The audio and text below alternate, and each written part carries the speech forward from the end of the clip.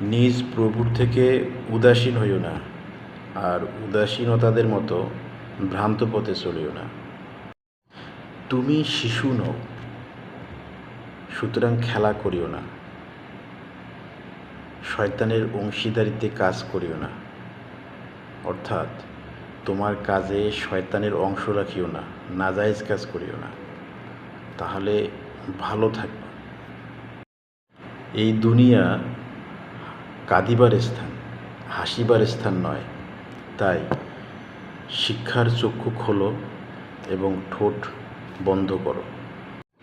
পিঁপড়ার মতো লোভে সব জায়গায় ঘুরিও না, আর উপদেশদাতাদের উপদেশ অন্তরের কান দিয়ে শোনো। যেই ক্ষেত্রে কুধারণা থাকে সেইখানে গমন করিও না, যাইও না, আর আল্লাহর রাস্তায় অন্ধের মতো চলিও না।